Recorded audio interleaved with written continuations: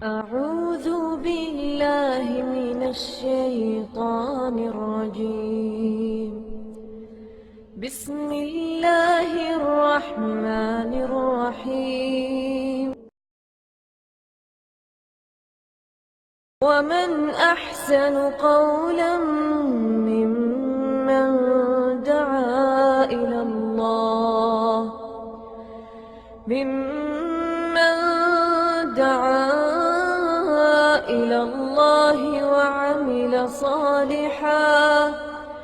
وعمل صالحا وقال إنني من المسلمين.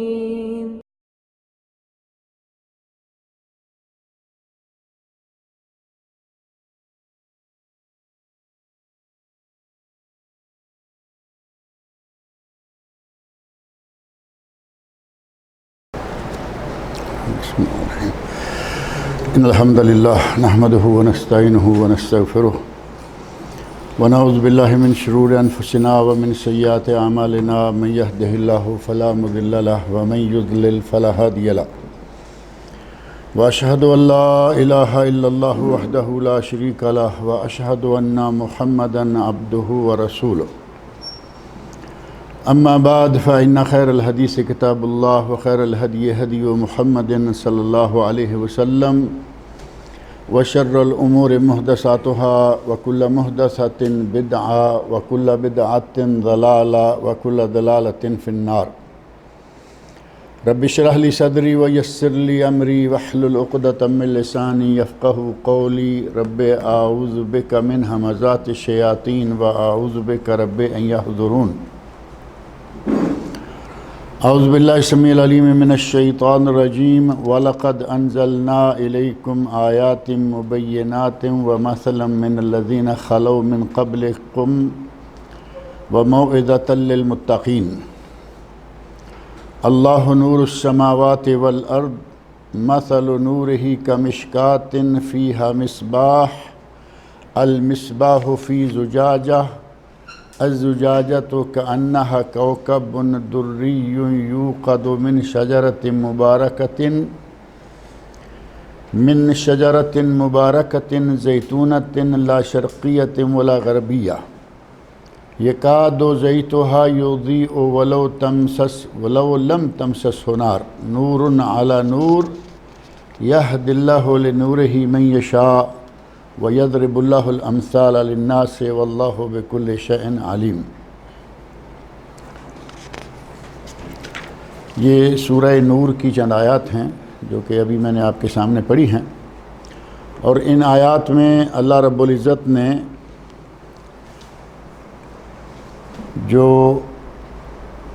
امور ہمیں بتائے ہیں ان کا موضوع پہلے جو مسائل چل رہے تھے ان سے تھوڑا ہٹ کر ہے.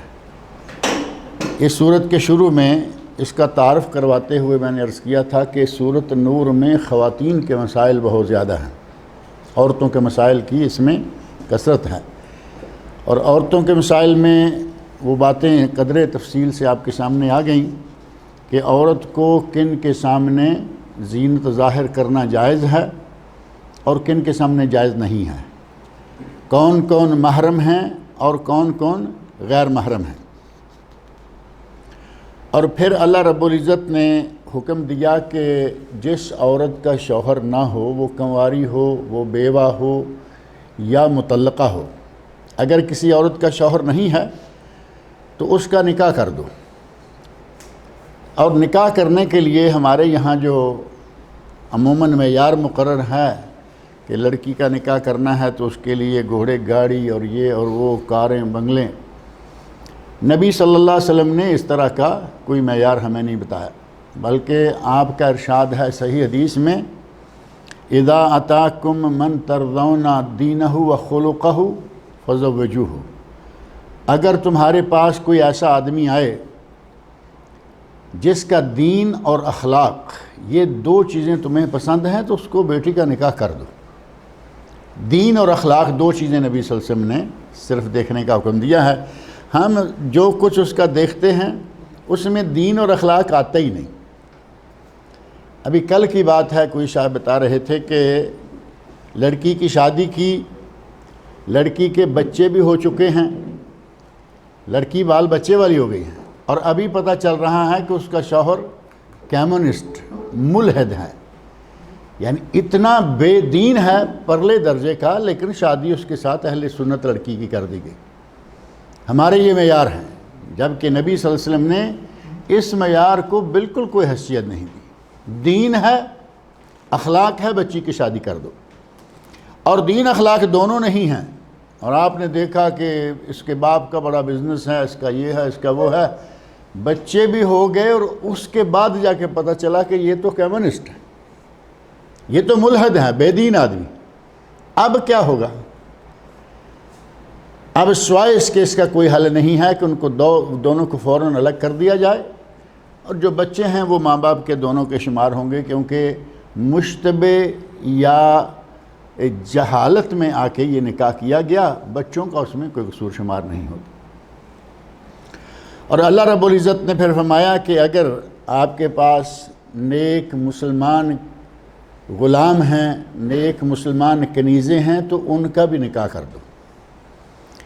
اور نکاح کرنے کے لیے اللہ رب العزت نے فرمایا ان یکونوا فقراء یغنہم اللہ من فضلہ، اگر یہ جن کا آپ نکاح کرنے جا رہے ہیں، بیٹی بیٹا ہے، غلام ہے، کنیز ہے، اگر وہ ایسے ہیں کہ ان کے پاس مال و دولت نہیں ہے، نکاح کر دو، یغنہم اللہ من فضلہ، اللہ اپنے فضل سے ان کو غنی کر دے گا، ان کو مالدار بنا دے گا۔ اور اگر کسی کو نکاح کرنے کے لیے عورت نہیں مل رہی، لڑکی نہیں مل رہی، تو فرمایا کہ وہ اپنے آپ کو عفت اور پاک دامنی، عفت میں رکھے، پاک دامنی میں رکھے، اپنے آپ کو برائی سے بچائے۔ اور برائی سے بچانے کے لیے نبی صلی اللہ علیہ وسلم نے بہترین طریقہ بتایا، یا معاشر شباب، اے نوجوانوں، من استطاع منکم الباء فلیتزوج، تم میں سے جو شخص طاقت رکھے وہ شادی کرے۔ اور اگر کسی میں شادی کی طاقت نہیں ہے، پیسہ نہیں، لڑکی نہیں مل رہی، تو فرمایا کہ وہ روزے رکھے، فإنہ لہ وجاء، یہ روزے اس کی جنسی طاقت کو کنٹرول کر دیں گے، یعنی اس کو برائی پر اکسانے کی بجائے اللہ رب العزت اس کو محفوظ رکھے گا، عفت میں رکھے گا۔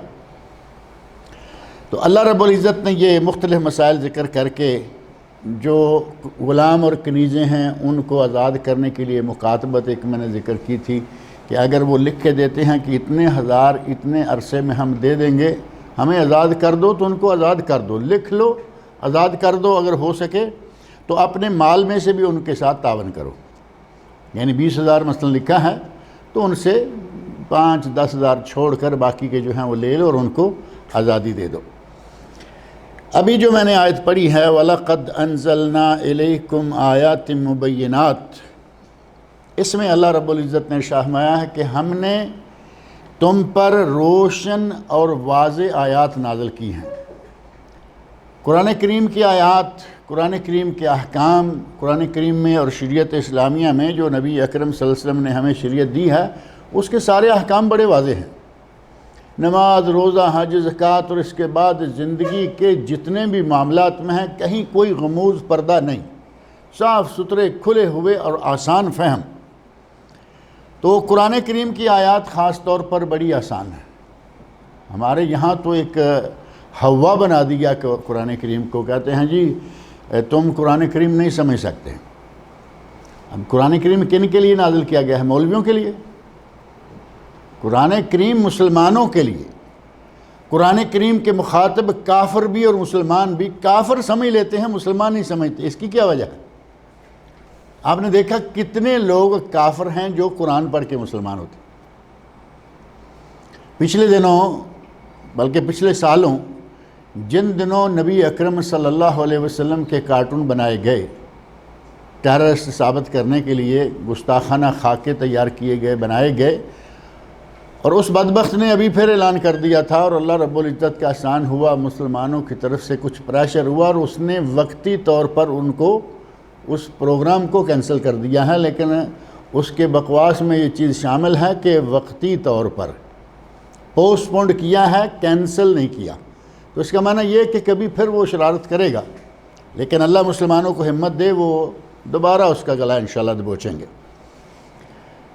اس سال جس سال وہ کارٹون شائع ہوئے، کچھ ایسے اشاعتی ادارے ہیں جن میں سے دارالسلام ہمارے بہت قریب کا جان پہچان کے لوگوں میں سے ہے، انہوں نے کہا کہ ہماری قرآن کریم کی بکری، یعنی قرآن کریم چھاپتے ہیں اور وہ جاتا ہے یورپ میں، امریکہ میں، کینیڈا میں، انہوں نے کہا کہ انگریز ممالک میں اور ہمارے ممالک میں اتنا قرآن کبھی نہیں بکا تھا جتنا اس سال بکا۔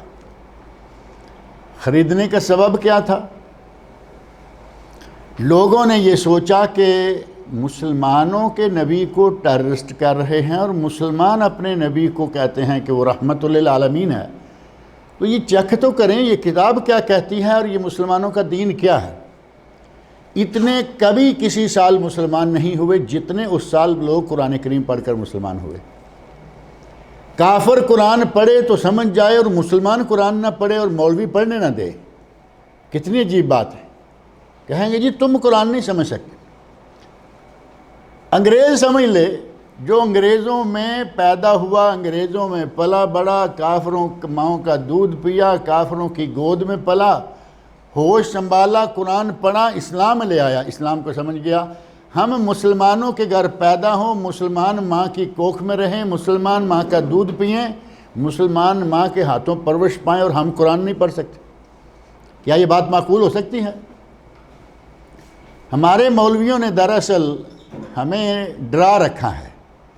انہیں معلوم ہے کہ اگر یہ سارے قرآن سمجھنا شروع ہو گئے تو ہمارا 10واں چہلم، ہماری 11ویں اور ہمارے فلاں فلاں یہ کھانے سارے بند ہو جائیں گے، کیونکہ قرآن کریم میں تو سب جگہ موجود چیزیں آئے گی، یہ حلال ہے، یہ حرام ہے۔ ان میں غیر اللہ کے نام کی چیز جو ہے وہ حرام ہے۔ جس کام کا، جس صدقے کا اللہ اور رسول کی طرف سے وقت مقرر نہیں ہے، کوئی وقت مقرر کر دے گا تو وہ بھی ناجائز اور حرام ہو جائے۔ جب یہ ساری چیزیں عوام پڑھیں گے تو پھر وہ لوگوں کے، ان مولویوں کے گھروں میں 40واں بھیجیں گے، مولویوں کو بلائیں گے کہ 11ویں ہے ہمارے یہاں، آؤ آ کے ختم دو۔ ان کو اپنی روٹی روزی کا خطرہ تھا، انہوں نے لوگوں کو قرآن کے قریب نہیں آنے دیا اور یہ مشہور کر دیا کہ نہیں جی تم قرآن کو نہیں سمجھ سکتے۔ کون سمجھے گا قرآن کو؟ یہ مولویوں، کیا تمہارے لیے قرآن نازل کیا گیا تھا؟ یہ قرآن اللہ رب العزت نے سب کے لیے نازل کیا۔ کافر پڑھتے ہیں سمجھ جاتے ہیں، مسلمان پڑھتے ہیں سمجھ جاتے ہیں، البتہ جو تمہارے جھانسے میں آئے ہوئے ہیں وہ نہیں سمجھ سکتے۔ اب ظاہر ہے کہ انہوں نے جن کو پکا کر رکھا ہے، اور پکا کرنے کے بڑے عجیب و غریب انداز ہوتے ہیں۔ کبھی کہیں گے کہ قرآن نہیں پڑھ سکتے، قرآن کو سمجھنے کے لیے پہلے 14 یا 24 یا پتہ نہیں 40 علوم چاہیے۔ اگر آپ کو وہ علوم، انگریزوں سے پوچھے کبھی کتنے علوم پہلے اس نے پڑھے تھے؟ کچھ نہیں پڑھا، ڈائریکٹ قرآن کریم کو پڑھا اپنی زبان میں، اور الحمدللہ مسلمان ہو گئے اور وہ اسلامی تعلیمات پہ عمل کرنا شروع ہو گئے، سیکھنا شروع ہو گئے، اور ہمیں دے دیا سبز باغ دکھایا اور اتنا ڈرایا کہ تم قرآن نہیں پڑھ سکتے۔ اللہ قرآن کریم کے بارے میں فرمایا وَلَقَدْ، قرآن کریم کی وَلَقَدْ يَسَّرْنَا الْقُرْآنَ لِلذِّكْرِ، مشہور و معروف آیت ہے، وَلَقَدْ يَسَّرْنَا الْقُرْآنَ، ہم نے قرآن کو آسان کیا۔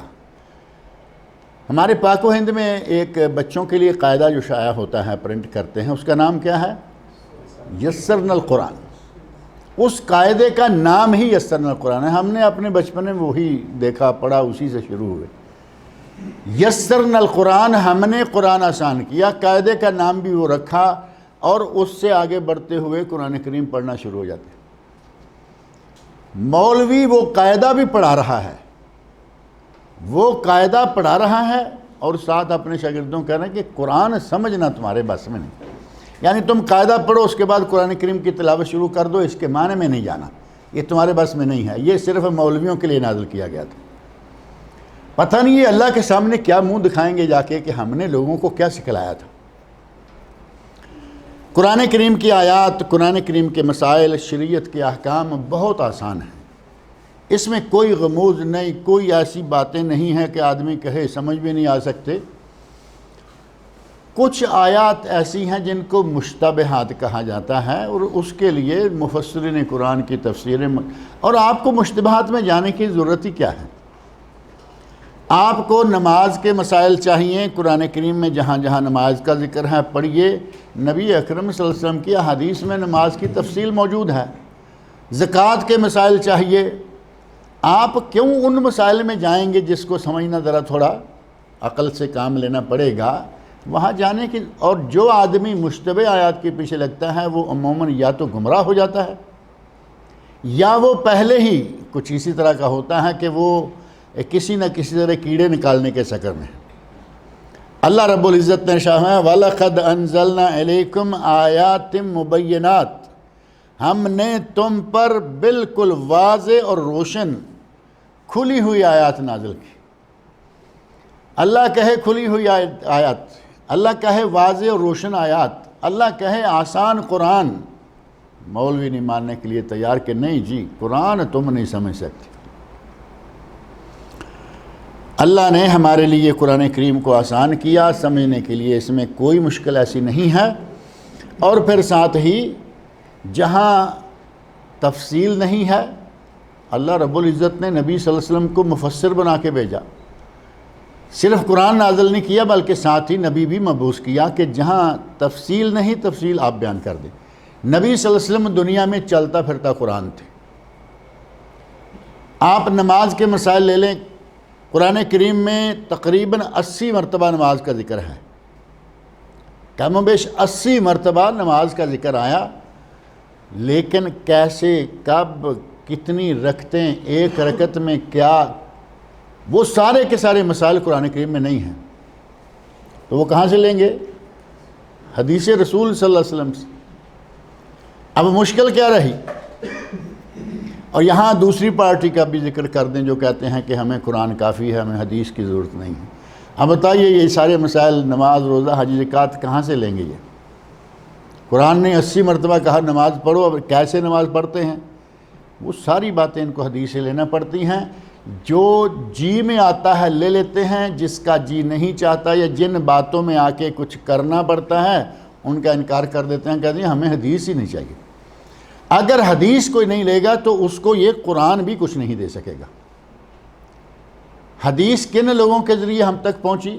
صحابہ کرام کے ذریعے، تابعین اعظام کے ذریعے، تبع تابعین کے ذریعے، اور قرآن کن کے ذریعے پہنچا؟ انہی ذریعوں سے قرآن بھی آیا نا۔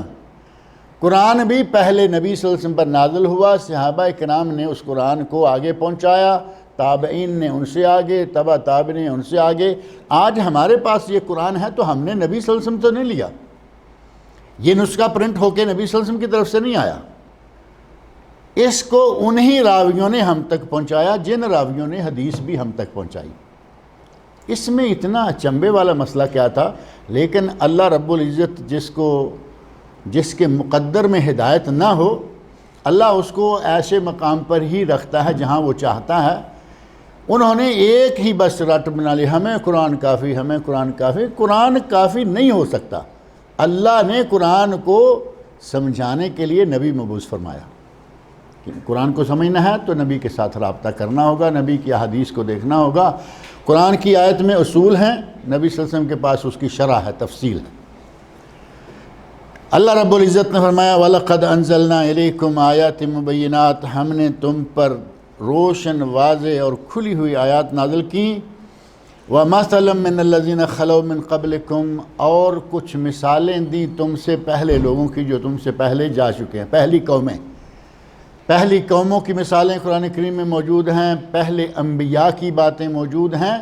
فرمایا کہ ہم نے وہ چیزیں بھی تمہارے لیے بیان کر دیں، وَمَوْعِظَةً لِّلْمُتَّقِينَ، اور یہ نصیحت ہے کن کے لیے؟ متقین کے لیے، جو تقوی والے ہیں ان کے لیے اس میں نصیحت ہے۔ اللہ نور السماوات والارض، اللہ ہے نور آسمانوں کا اور زمین کا، اور بعض جگہ ہے اللہ نور السماوات والارض ومن فیہن، آسمانوں کا، زمین کا، اور جو کچھ ان آسمان و زمین میں ہے اللہ ان سب کا نور ہے۔ یعنی اصل اس دنیا میں جو رونق ہے، نور ہے، آسمان میں ہے، زمین میں ہے، کائنات کی چیزوں میں ہے، جو کچھ بھی ہے اس کی اصل کہاں سے ہے؟ اللہ رب العزت سے۔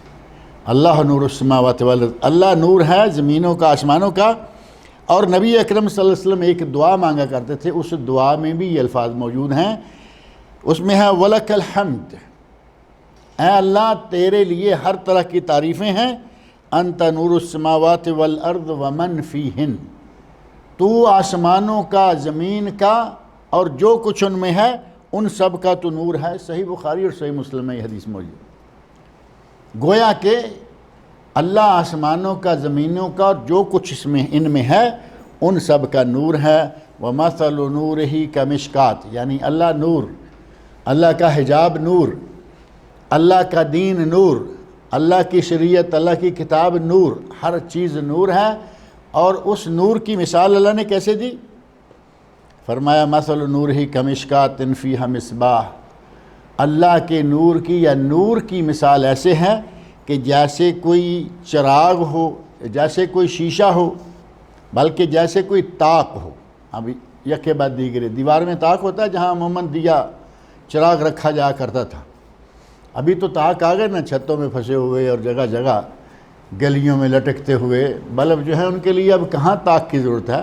طاق جہاں قرآن جیوت رکھا جاتا ہے، دیہات میں اور پرانے مکانوں میں قرآن کریم کو رکھنے کے لیے اونچا سا ایک طاق بنایا ہوتا تھا کہ بندے سے اوپر رہے۔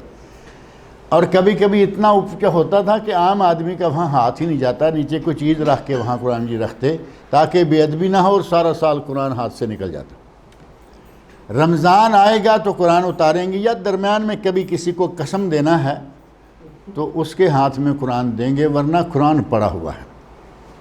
یہ جگہ جہاں قرآن رکھا جاتا ہے، ایسے ہی دوسری جگہ جہاں چراغ رکھا جایا کرتا تھا وہ ہے طاق، وہ ہے مشکات۔ مثل نورہ کا مشکات، اللہ کے نور کی مثال ایک طاق کی ہے، فیہا مصباح، جس میں چراغ ہو، المصباح فی زجاجہ، اور وہ چراغ شیشے کی قندیل میں ہے۔ قندیل معروف ہے نا، یہ پچھلے دنوں پتہ نہیں یہی میں نے یہ آیت پہلے ذکر کی ہے کسی اور حوالے سے۔ شیشے کی قندیل اسپیشل بنا ہوا ہوتا ہے، حرمین شریفین میں یہ قندیل بہت استعمال ہوئی ہے۔ وہ لٹکتا ہوا جو آتا ہے نا اوپر سے، اور نیچے خوبصورت ڈیزائن بنا ہوا ہے اور اس کے اندر بلب ہے۔ پہلے چراغ ہوا کرتے تھے، آج کل اس میں بلب ہیں، تو وہ ہے قندیل۔ کہاں؟ المصباح فی زجاجہ، وہ چراغ شیشے کی قندیل میں ہے۔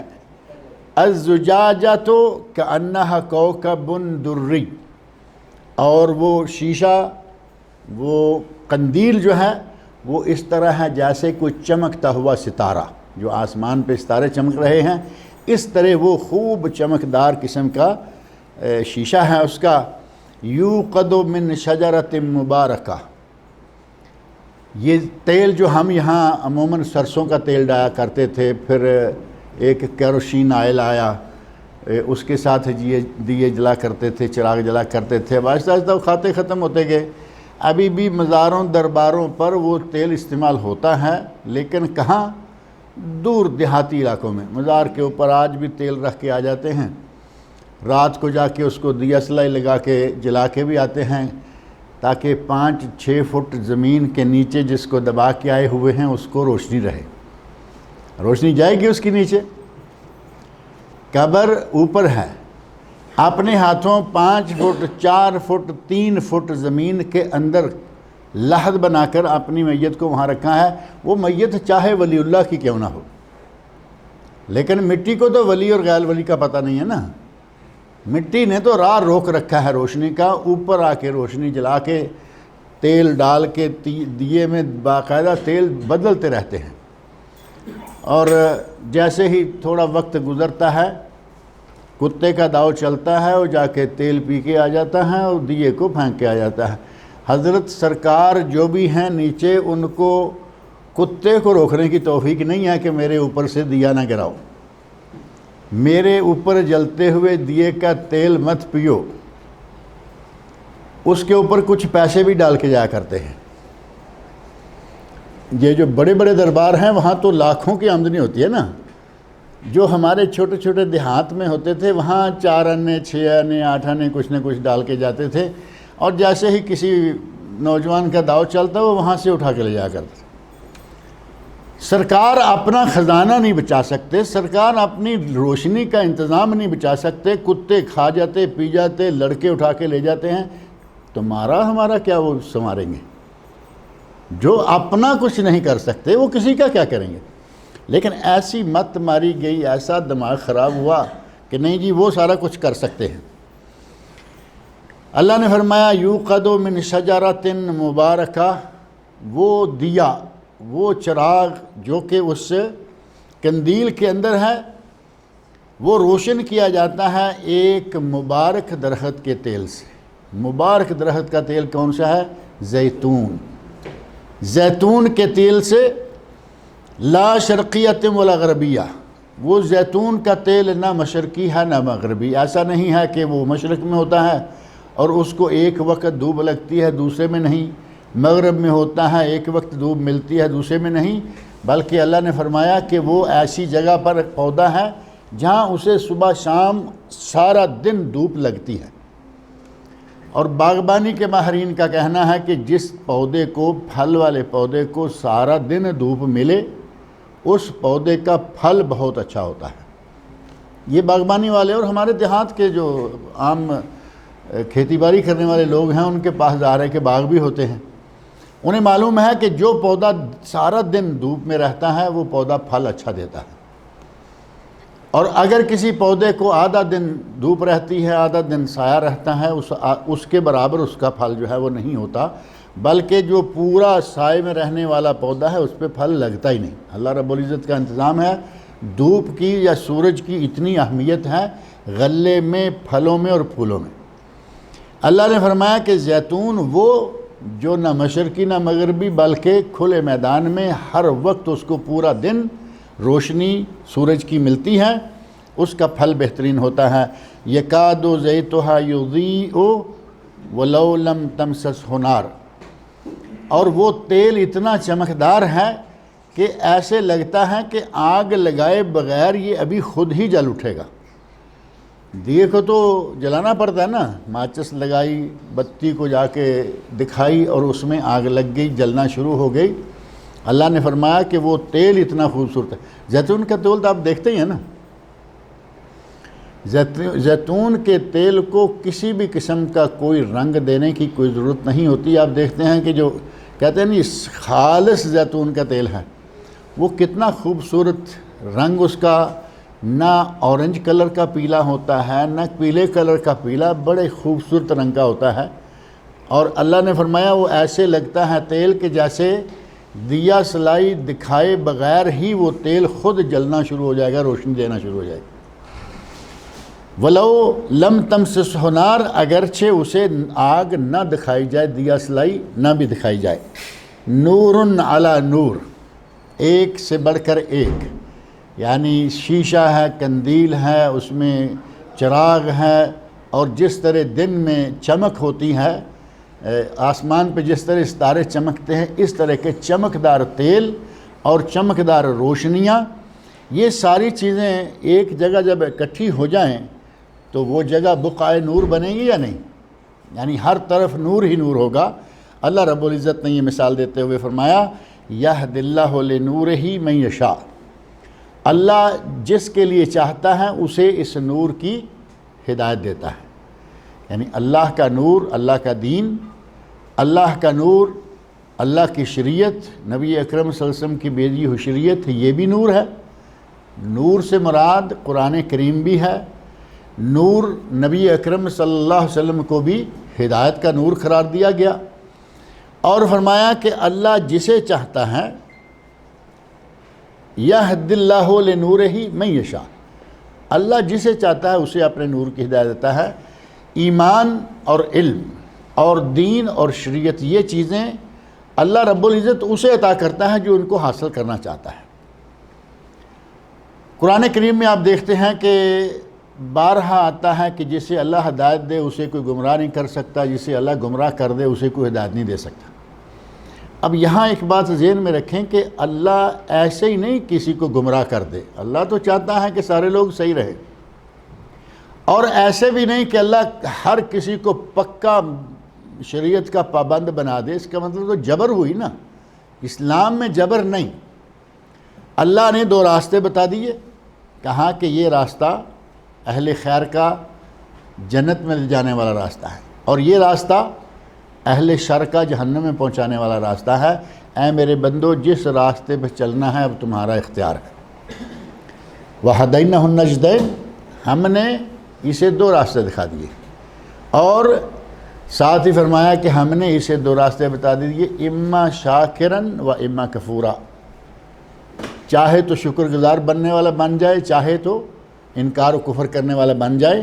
اللہ رب العزت جبرن کسی کو گمراہ نہیں کرتا اور جبرن کسی کو ہدایت نہیں دیتا۔ جس کے دل میں ہدایت حاصل کرنے کی تڑپ ہے، جس کے دل میں ہدایت پانے کا جذبہ ہے، اللہ اسے ہدایت دیتا ہے۔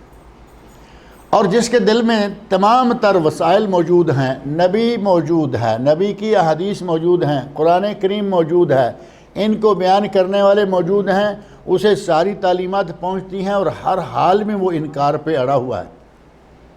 تو اب کیا ہوگا؟ جسے سارے وسائل اللہ مہیا کر دے اور پھر بھی وہ لائن پہ نہ آئے گا، تو معنی کیا ہوا؟ کہ یہ ہدایت پانا نہیں چاہتا۔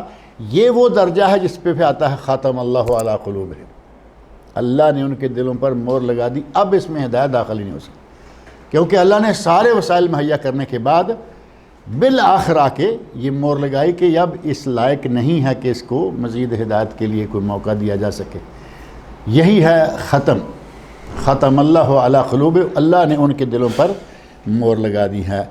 وَيَضْرِبُ اللَّهُ الْأَمْثَالَ لِلنَّاسِ، اور اللہ لوگوں کے لیے یہ مثالیں بیان کرتا ہے تاکہ مثالوں کو دیکھ کر ہی یہ لوگ سمجھ جائیں۔ وَاللَّهُ بِكُلِّ شَيْءٍ عَلِيمٌ، اور اللہ ہر چیز کو جاننے والا ہے۔ اللہ سے کوئی چیز پوشیدہ ہے؟ اللہ سے کوئی چیز پوشیدہ نہیں ہے۔ کوئی چیز کھلی پڑی ہے، کوئی چیز کسی چیز میں بند پڑی ہے، کوئی چیز اندھیرے میں ہے، کوئی چیز روشنی میں ہے، جو چیز جہاں بھی ہے اللہ کے علم میں ہے۔ اللہ کا علم اتنا وسیع اور اللہ کی قدرت اس قدر کامل ہے کہ اس کی نگاہوں سے کوئی چیز چھپی ہوئی نہیں۔ بلکہ اگر رات ہو اندھیری اور چٹان ہو سیاہ کالی، رات اندھیری ہے، پتھر کی چٹان سیاہ کالی ہے اور اس پر کالی چیونٹی چل رہی ہے، ہمیں نظر آئے گی؟ میرا خیال ہے کہ جو جتنے آج کل آلات ہیں شاید ان آلات بھی اس کو نہ دیکھ پائیں۔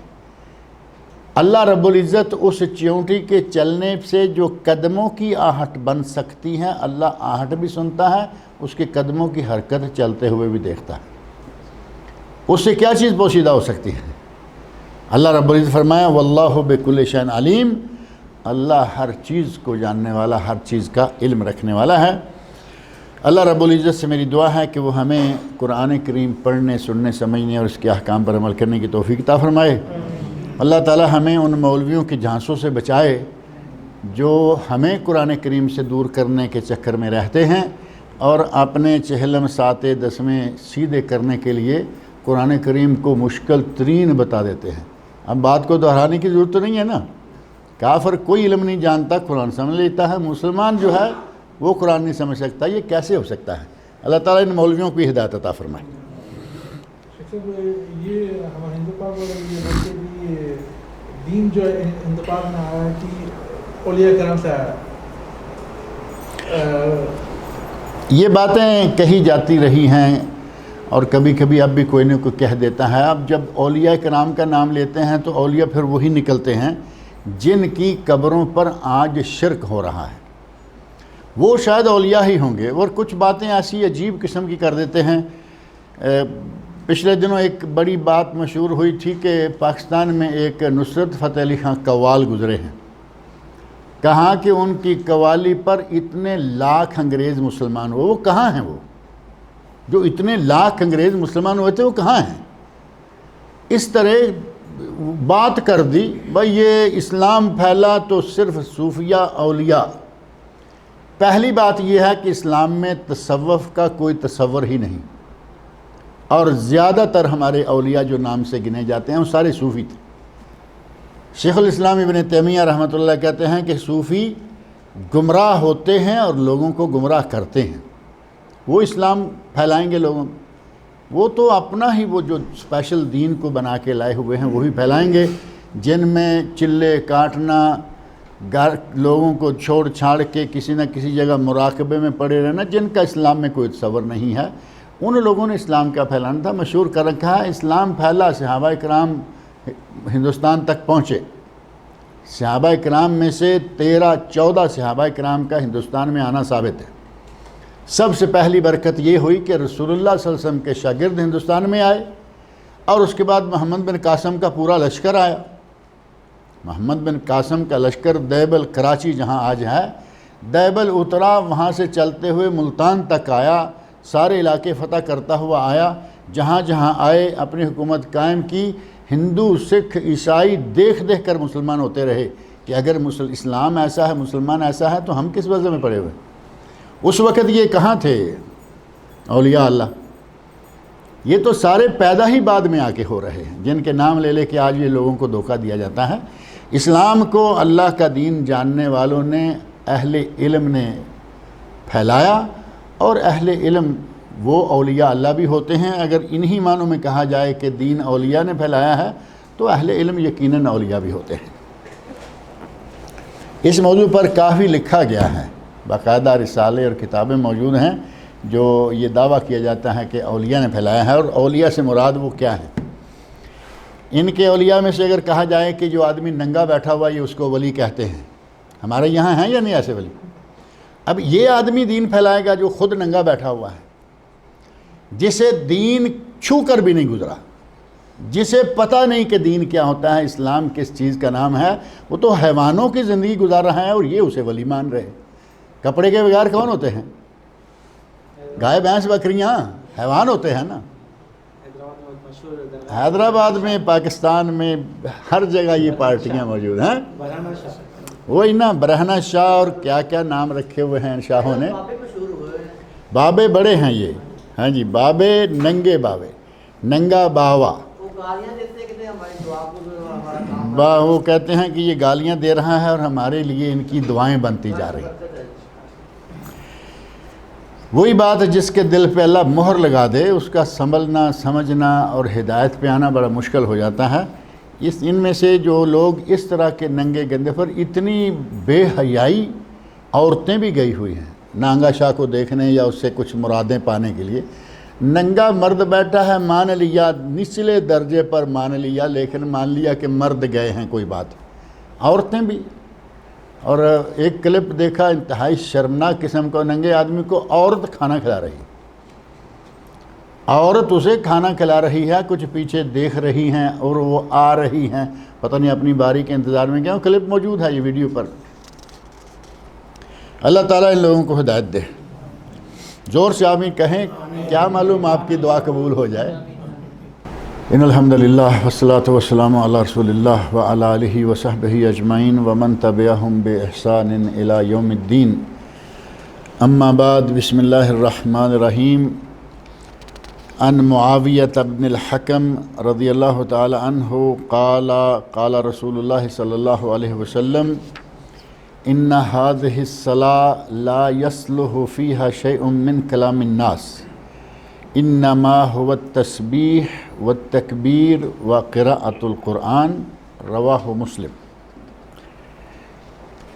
صحیح مسلم میں یہ حدیث ہے جس میں نبی اکرم صلی اللہ علیہ وسلم نے نماز کے بارے میں فرمایا ہے کہ نماز میں باتیں کرنا جائز نہیں۔ شروع اسلام میں باتیں کرنے کی اجازت تھی، اور اس سے قبل آپ کے جو خاص ایک مسئلہ رکھا گیا تھا وہ دوبارہ تھوڑا سا ذہن میں رکھ لیں کہ اللہ رب العزت نے ہمارے لیے ساری زمین جو ہے وہ مسجد بنا دی ہے، اور یہ نبی صلی اللہ علیہ وسلم کے لیے خاص ہے۔ پہلی امتوں میں مسجد میں جانا پڑتا، ان کا جو عبادت خانہ ہوتا تھا۔ نبی صلی اللہ علیہ وسلم ارشاد ہیں اعطیت خمسا لم یؤتہن نبی قبلی، مجھے اللہ نے 5 ایسی چیزیں دی ہیں جو پہلے کسی نبی کو نہیں دی تھی۔ ان 5 میں سے ایک یہ بھی ہے جعلت لی الارض مسجدن، میرے لیے ساری زمین مسجد بنائی گئی، جہاں بھی وقت ہو نماز پڑھ لیں۔ جس دن یہ ترجمہ کیا تھا آپ کو یاد ہے، میں نے کہا کہ ہم ایسے روڈ پہ جا رہے ہیں، آپ دیکھیں گے کہ ریت کے اوپر 5-6 بدو ہیں، پیچھے کھڑے ہیں، ایک آگے امامت کرا رہا ہے، نماز پڑھ رہے ہیں۔ ہمارے لوگ، پاکستان انڈیا کے لوگ ابھی تک اس طرح نہیں کر پاتے، کیونکہ ہمیں وہ ریت لگتی ہے، ہمیں وہ مٹی محسوس ہوتی ہے، ہم کوئی نہ کوئی استراحہ تلاش کریں گے چاہے نماز لیٹ ہو جائے۔ لیکن ان کے یہاں پانی وضو کرنے کے لیے یہ چیزیں عموماً گاڑی میں رکھی رہتی ہیں، وضو کیا اور ریت کے اوپر نماز پڑھنا شروع کر دیا، کیونکہ انہیں معلوم ہے کہ زمین ساری کی ساری اللہ نے مسجد بنا رکھی ہے ہمارے لیے۔ اور دوسری چیز جو اس سے بھی زیادہ اہم تھی اور ہمارے یہاں بالکل وہ مروج نہیں ہے، وہ تھی جوتوں سمیت نماز پڑھنا۔ ہمارے یہاں یہ تصور نہیں ہے کہ کوئی جوتوں سمیت نماز پڑھے، جبکہ نبی صلی اللہ علیہ وسلم کے عہد مبارک میں صحابہ کرام اور خود نبی صلی اللہ علیہ وسلم جوتوں سمیت نماز پڑھا کرتے تھے، اور اتنا زیادہ پڑھا کرتے تھے کہ گویا کسی کا جوتا نہیں ہوگا، ورنہ سب کا جوتا ہوتا تھا، جوتا پہنے ہوئے نماز پڑھتے۔ اور اسی کے اگر یہ جوتا پڑھ کے نماز پڑھنے والی بات نہ ہوتی تو نبی صلی اللہ علیہ وسلم یہ چیز نہ بتاتے کہ جب تم میں سے کوئی مسجد میں آئے تو اپنے جوتے کو ذرا دیکھ لے، اگر کوئی چیز لگی ہوئی ہے تو زمین پر اچھی طرح سے رگڑ لے، زمین پر رگڑے گا زمین اسے پاک کر دے گی۔ اور اس کے بعد فرمایا وَلْيُصَلِّ فِيهِمَا، اب وہ اس میں نماز پڑھ لے۔ اس کا معنی یہ ہوا کہ وہ لوگ اکثر جوتوں سمیت نماز پڑھا کرتے تھے۔ اب رہا مسئلہ یہ کہ ان کے پاس قالین نہیں ہوتے تھے، ان کے پاس یہ مسجدیں اس طرح نہیں ہوتی تھیں، تو وہ چلتے آتے، راستے میں ریت ہے، کنکریٹ ہے، پتھر ہے، سب چیزیں، اگر کہیں کچھ علائش لگ گئی ہیں تو پتھر ریت کے اوپر سے گزرتے ہوئے وہ جوتا پھر صاف ہو جاتا اور پاک ہو جاتا۔ ہمارے یہاں چونکہ مسجد میں قالین ہے، اب ایک آدمی باتھ روم سے نکلے اور قالین پہ اس جوتے کو لے کے جائے تو لوگ جوتا ماریں گے یا نہیں؟ تم ابھی باتھ روم سے نکلے، گیلا جوتا تمہارا، گندے پانی والا، اور تم مسجد میں لے کے، وہ واقعی صحیح لگتا بھی نہیں اور ہے بھی نہیں۔ اگر جوتے سمیت نماز پڑھنی ہے تو پہلی بات یہ کہ جوتا خشک ہونا چاہیے۔ وہ باتھ روم سے نکلا ہوا کیا ویسے بھی پانی سے گیلا کر کے لائیں گے تو لوگوں کو لگے گا یہ گندا ہے۔ جوتا خشک ہو اور جوتے میں کوئی ایسی چیز لگی ہوئی نہ ہو جو کہ غلاظت کے معنوں میں آتی ہے، گندگی کے معنوں میں آتی ہے۔ اگر بالکل مثال کے طور پر نیا جوتا ہے، ہمارے یہاں تو نیا پہن کے نماز پڑھنے کا تصور بھی نہیں نا، ہمارے تو جوتے کا تصور اور نماز یہ دونوں کبھی اکٹھے نہیں ہوتے۔ لیکن ایک آدمی نیا جوتا دکان سے لے کے آیا، پہن کے نماز پڑھنا چاہتا ہے، کوئی حرج نہیں، اس کی نماز صحیح ہوگی، اور اس میں کسی قسم کا کوئی مذائقہ نہیں۔ نبی صلی اللہ علیہ وسلم پڑھا کرتے تھے، لوگ پڑھا کرتے تھے، صحابہ پڑھا کرتے تھے۔ حتیٰ کہ ایک واقعہ میں نے ذکر کیا تھا کہ نبی اکرم صلی اللہ علیہ وسلم نماز پڑھانے لگے، جوتا پہنا ہوا تھا اور صحابہ کرام جوتا پہنے ہوئے تھے۔ تھوڑی دیر کے بعد نبی صلی اللہ علیہ وسلم نے جوتا نکال کے ایک سائیڈ میں رکھ دیا، سلام پھیرا تو دیکھا کہ سارے صحابہ بھی جوتا نکال کے ایک سائیڈ میں رکھ چکے ہیں۔ نماز پڑھنے سے پہلے آپ نے لوگوں کو جوتا پہنے ہوئے دیکھا، ظاہر ہے کہ آپ کی عادت مبارکہ آج کے امام کی طرح نہیں تھی۔ آج کے امام، کچھ امام کر لیں، سارے نہ صحیح، وہ مقتدیوں کو دیکھتے بھی نہیں کہ میں نے جماعت کرانا شروع کر رہا ہوں، مقتدیوں کا کیا حال ہے، دیکھتے نہیں۔ میں نے آج ایک جگہ نماز پڑھی ہے عشاء کی، یقین مانیں گے کہ ایسے پیچھے سے آدمی اٹھا جو امام ہے، یہاں سے اٹھا اور آگے سپیکر ہے اس میں جا کے اقامت کہی، وہیں سیدھے اسے نماز پڑھی۔ میں نے اس کے سلام پھیرنے کے بعد اس کا منہ دیکھا کہ یہ کون ہے جو امامت کرا رہا تھا۔ نبی صلی اللہ علیہ وسلم ایسا نہیں کیا کرتے تھے۔ اماموں کے لیے خاص طور پر ہدایت ہے کہ اقامت سے پہلے اپنے مقتدیوں کو دیکھیں، صف صحیح کیے ہوئے ہیں نہیں، مل کے کھڑے ہوئے ہیں نہیں، اور باقاعدہ آپ کہاں کرتے تھے صفیں صحیح کر لیں، درمیان میں جگہ نہ چھوڑیں، اور درمیان میں شیطان کے لیے جگہ نہ چھوڑیں۔ یہ باتیں ساری کرنے کے بعد، اور ایک حدیث میں آتا ہے کہ آپ صف کو ایسے سیدھا کرتے تھے جیسے تیر کو سیدھا کیا جاتا ہے، یعنی تیر کی طرح سیدھی صف ہو گئی، کسی کا سینہ آگے بڑھا ہوا ہے اس کو تھوڑا پیچھے کرتے، کوئی پیچھے ہے تھوڑا اس کو آگے کرتے۔ جب دیکھا کہ تیر کی طرح صف سیدھی ہو گئی ہے، پھر آپ قبلہ کی طرف منہ کرتے اور امامت شروع کراتے، جماعت شروع کراتے۔ آپ نے اپنے صحابہ کو دیکھا کہ سارے جوتا پہنے ہوئے تھے، سلام پھیر کے دیکھا سارے جوتا اتار چکے ہیں، تو پوچھا کہ کیا ہوا، تم نے جوتا کیوں اتارا ہے؟ تو صحابہ کہتے ہیں کہ یا رسول اللہ آپ نے اتارا، ہم نے دیکھا، ہم نے بھی اتار دیا۔ کہ شاید جوتا رکھ کے نماز پڑھنا منع ہو گیا ہوگا۔ آپ نے فرمایا نہیں، میرے پاس جبرائیل امین علیہ السلام آئے تھے اور انہوں نے آ کے مجھے بتایا تھا کہ آپ کے جوتے میں کچھ علائش لگی ہوئی ہے، یعنی آپ کی توجہ نہیں ہوئی اور آپ اسی طرح نماز شروع کر چکے۔ جبرائیل امین نے آ کے بتایا کہ کچھ تھا اور آپ نے جوتا نکال دیا۔ اور صحابہ کرام رضی اللہ عنہم وہ اتنا سوچ بچار کے اب دیکھیں گے وجہ کیا، کیسے کریں گے، اور وہ نہیں، وہ لوگ دیکھا نبی صلی اللہ علیہ وسلم نے کیا، کر لیا، بات ختم ہو گئی۔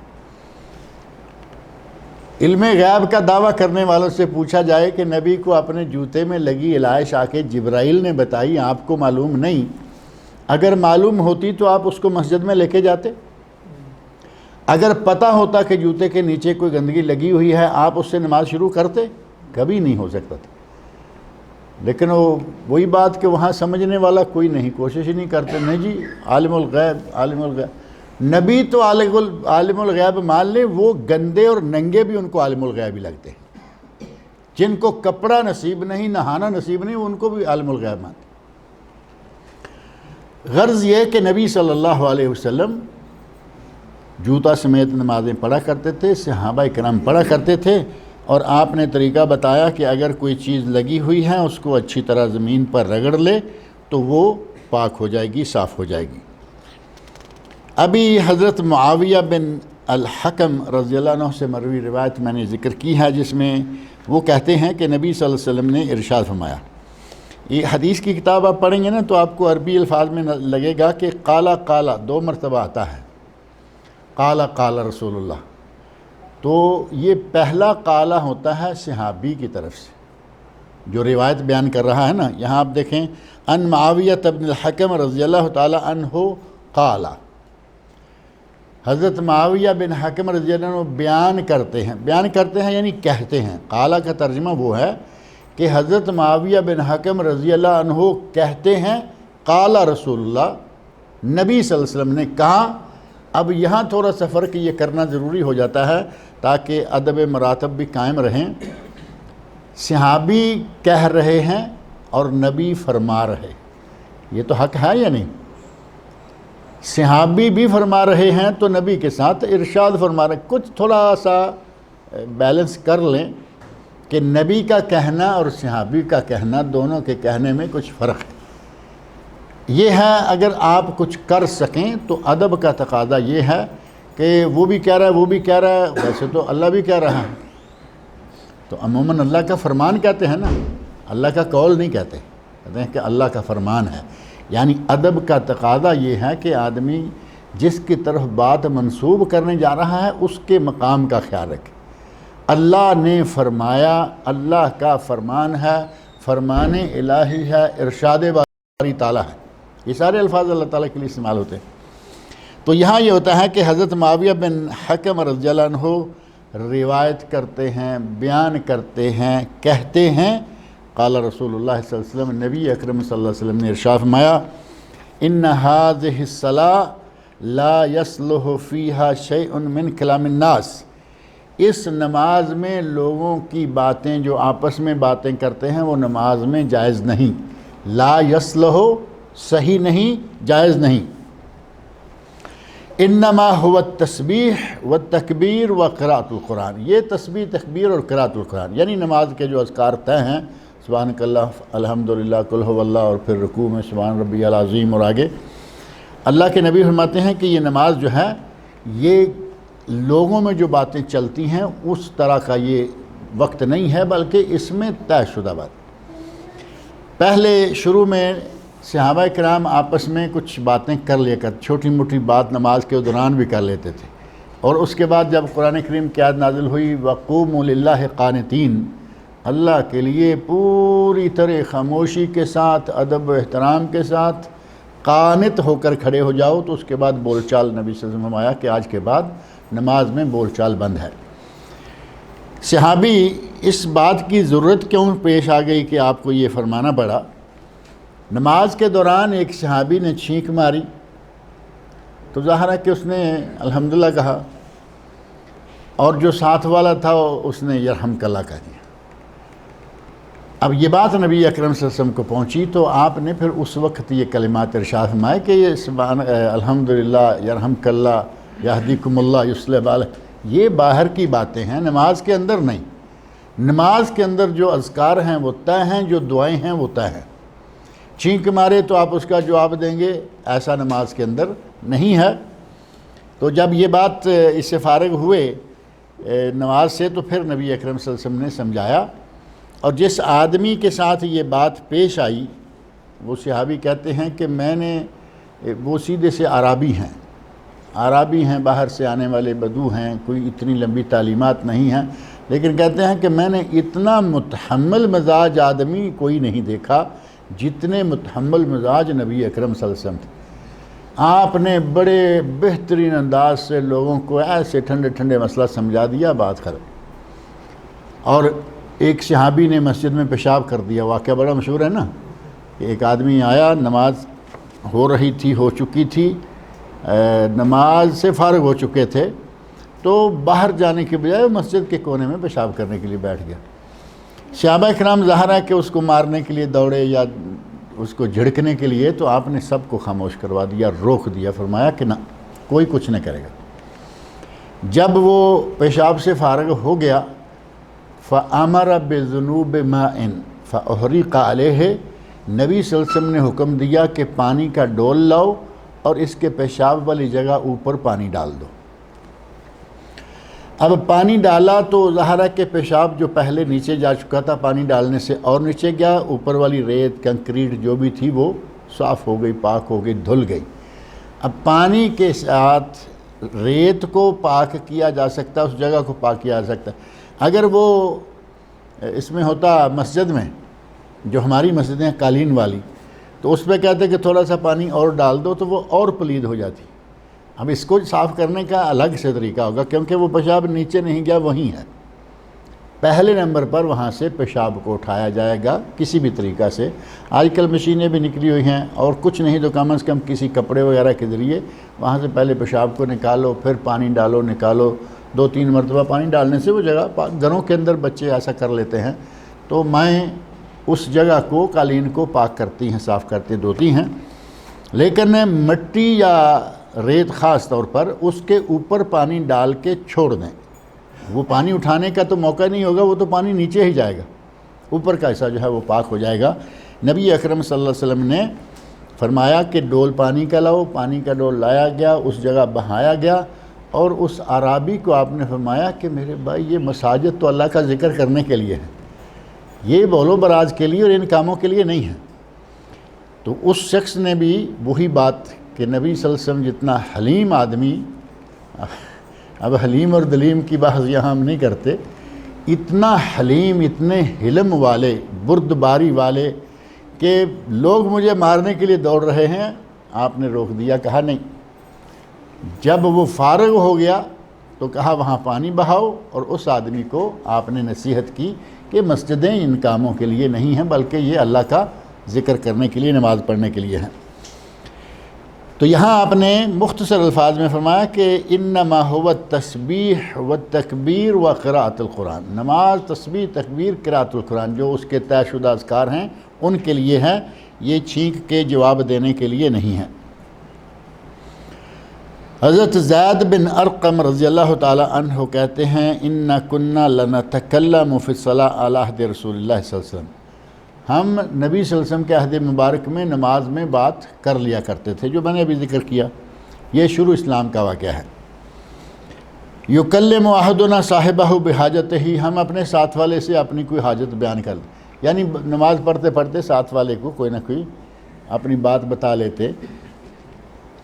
حتی نزلت، یہاں تک کہ یہ آیت نازل ہو گئی، حافظوا علی الصلوات والصلاۃ الوسطی وقوموا للہ قانتین، تمام نمازوں کی حفاظت کرو اور خاص طور پر درمیانی نماز کی حفاظت کرو، اور اللہ کے سامنے با ادب خاموشی کے ساتھ کھڑے رہو۔ اب باادب خاموشی کے ساتھ کیسے ہوگا کھڑے رہنا کہ باتیں نہیں. جو نماز کے اذکار ہیں صرف وہ اذکار ہوں گے. سورہ فاتحہ پڑھو، قل هو اللہ یا کوئی سورت پڑھو، رکوع جاؤ تو رکوع کی باتیں، اتحیات جاؤ تو اتحیات کی باتیں، اپنی باتیں نہیں. اس آیت کے نازل ہو جانے کے بعد وہ باتیں ساری ختم کر دی گئیں. فَأُمِرْنَا بِالسُّكُوتِ، جب یہ آیت نازل ہو گئی تو ہمیں یہ حکم دے دیا گیا کہ ہم نماز میں خاموش رہا کریں. وَنُهِينَا عَنِ الْكَلَامِ، اور بات کرنے سے ہمیں منع کر دیا گیا. یہ صحیح بخاری اور صحیح مسلم میں حدیث موجود ہے. حضرت ابو ہریرہ رضی اللہ عنہ بیان فرماتے ہیں نبی اکرم صلی اللہ علیہ وسلم نے ارشاد فرمایا التسبیح للرجال والتصفیق للنساء، تسبیح سبحان اللہ کہنا یہ مردوں کے لیے ہے، اور تصفیق یعنی ہاتھ پر ہاتھ بجا کر تھوڑی آواز پیدا کرنا جو تالی کے قریب قریب، جس کو تالی کہتے ہیں تالی مارنا، یہ عورتوں کے لیے ہے. اور یہ کب ہوگا؟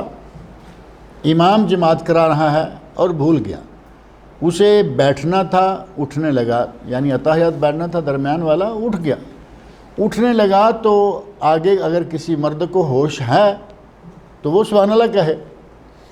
اب مردوں کی طرف سے سبحان اللہ کی آواز نہیں آئی، امام کو اٹھتے ہوئے دیکھا، پیچھے چونکہ عورتیں بھی نماز پڑھتی تھیں اور اس وقت اتنا کپڑا اور اتنا اہتمام تو ہوتا نہیں تھا نا کہ ان کے جگہ ہی الگ. آج کل عورتیں اوپر ہوتی ہیں، مرد نیچے ہوتے ہیں، یعنی بیٹھنے کا جگہ بھی مسجدوں میں الگ سے اس طرح بنی ہے، یا درمیان میں دیوار ہوتی ہیں، عورتیں نہیں دیکھ پاتی کہ امام اٹھنے لگا یا نہیں اٹھنے لگا. تو اس وقت اتنا نہیں تھا، اس وقت آگے پیچھے، آگے مردوں کی صفیں ہیں، پیچھے عورتوں کی صفیں ہیں. اسی لیے اس وقت نبی صلی اللہ علیہ وسلم نے فرمایا کہ بدترین صف مردوں کی آخری، عورتوں کی پہلی، کیونکہ یہ مرد عورتوں کی صفیں آپس میں ایک دوسرے کے قریب ہوں گی. تو کہا کہ مردوں کی بری صف آخری، عورتوں کی بری صف پہلی. مردوں کی پہلی سب سے اچھی، کیونکہ وہاں عورتوں کی آواز یہ وہ سب چیزیں دور ہو جائیں گی، اور عورتوں کی سب سے پیچھے والی، کیونکہ درمیان میں کوئی خاص ایسا پردے والا سلسلہ نہیں تھا. عورت اگر محسوس کرے کہ امام اٹھنے لگا ہے تو وہ سبحان اللہ نہیں کہے گی، اس کے لیے فرمایا کہ وہ تالی مارے. اور تالی ایک تو یہ ہے نا جو ممنوع تالی ہے، یا جو بندہ مرد تالی بجائے تو کہتے ہیں کیا ہے جڑوں کی طرح، یعنی یہ اسپیشل ہو گیا کھاتا غلط لائن کا. لیکن عورت جب تالی بجائے گی تو اس طرح سیدھے ہاتھ پہ الٹے ہاتھ کی 2-3 انگلیاں جو ہے نا، اور بعض نے کہا کہ ادھر الٹا ہاتھ کر کے یہ آواز پیدا کرے تاکہ امام کو سمجھ آئے کہ کچھ ہوا، مجھ سے غلطی ہوئی. اور امام ظاہر ہے کہ متنبہ ہو جائے گا، اٹھنے لگا ہے بیٹھ جائے گا، بیٹھنے لگا ہے اٹھ جائے گا جہاں اٹھنا یا بیٹھنا ہے. تو نبی صلی اللہ علیہ وسلم نے فرمایا کہ مرد تسبیح کہے سبحان اللہ، عورت تصفیق یعنی وہ تھوڑا سا ہاتھوں کے ساتھ آواز یا تالی. فی الصلاۃ، نماز میں. ابھی کئی لوگ ایسا کرتے ہیں کہ وہ امام بیٹھنے لگا نا، یہاں اسے اٹھنا تھا لیکن وہ بیٹھنے لگا، پتہ چلا کہ یہ بیٹھ رہا ہے تو کہیں گے اللہ اکبر، یعنی وہ خود امام بن جاتے ہیں کہ میں نے اللہ اکبر کہہ دیا، اب امام صاحب تم اٹھ جاؤ. یہ جائز نہیں ہے. آپ کا کام یاد دلانا اور سنت کے مطابق یاد دلانا، اور سنت نے کیا چیز کیسے کہا یاد دلانے کے لیے؟ سبحان اللہ. اب کوئی اپنے طور پر فتویٰ داغ دیتے ہیں، نہیں جی وہاں چونکہ سبحان اللہ تو بیٹھا رہتا تب تھا، یہ تو ہم نے اٹھانا ہے. میں اور آپ اس میں دخل اندازی دینے والے کون ہیں؟ نبی صلی اللہ علیہ وسلم نے فرمایا امام بھولے، عورت آواز پیدا کرے ہاتھوں سے اور مرد کہے سبحان اللہ، اور بس. اگر یہ ہوتا کہ امام بیٹھنے لگے اور آپ اٹھانا چاہتے ہیں تو اس کو آپ اللہ اکبر کہیں یا کچھ چھڑی وڑی بھی قریب والے قریب رکھیں. نبی صلی اللہ علیہ وسلم سارا کچھ بتا کے گئے ہوتے، آپ نے کچھ نہیں بتایا. اس کا معنی یہ ہوا کہ یہ فائنل ہے کہ صرف تسبیح، صرف سبحان اللہ کہنا ہے، اس کے علاوہ کوئی بات آپ نے نہیں کہنی. عن مطرف ابن عبداللہ ابن شخیر رضی اللہ عنہ عن ابی ہے، وہ اپنے والد سے بیان کرتے ہیں اور کہتے ہیں رأیت رسول اللہ صلی اللہ علیہ وسلم یصلی، میں نے نبی صلی اللہ علیہ وسلم کو نماز پڑھتے ہوئے دیکھا. ظاہر ہے کہ یہ نماز جماعت والی نماز نہیں ہے، کسی وقت رات کو نماز پڑھتے دیکھا، تہجد کی نماز پڑھی آپ نے یا کوئی نفل نماز آپ پڑھ رہے تھے اور میں نے دیکھا کہ نبی صلی اللہ علیہ وسلم نماز پڑھ رہے ہیں وفی صدرہ عزیز کا عزیز المرجل، آپ کے سینہ مبارک سے اس طرح آواز آ رہی تھی جیسے ہنڈیا کے ابلنے کی آواز ہوتی ہے، یعنی نبی اکرم صلی اللہ علیہ وسلم رو رہے ہیں سجدے میں، اور رونے کا وہ چیخ پکار والی آواز نہیں بلکہ جو آدمی اندر اندر روتا ہے تو ظاہر ہے کہ سینے میں آواز نکلے گی، اور سینے سے وہ کیسی آواز آئے گی؟ جیسے ہنڈیا ابلتی ہے۔ کہتے ہیں کہ میں نے نبی اکرم صلی اللہ علیہ وسلم کو نماز پڑھتے ہوئے دیکھا جبکہ آپ کے سینے سے ہنڈیا کے ابلنے کی آواز آ رہی تھی، یعنی آپ گریہ وزاری سے سجدے میں رو رہے تھے، اور اس رونے سے نماز پہ کوئی اثر نہیں پڑتا۔ اب اگر رونے لگے اور ساتھ ہی آئے وائے بھی شروع کر دے ہو یا اللہ میرا بیٹا مر گیا تو یہ جائز نہیں ہوگا، چاہے کتنی تکلیف پہنچی ہے یا کتنا بھی اللہ سے کوئی الحاح اور زاری کر کے کچھ سوال کرنا ہے، لفظ کے ساتھ نہیں۔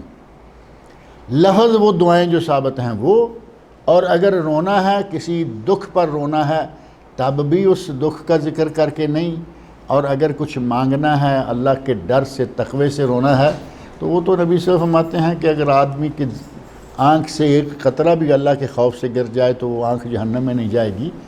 تو یہ تو ایک بڑا اعلیٰ مقام ہے، لیکن اس مقام سے نماز پر کوئی فرق نہیں پڑتا۔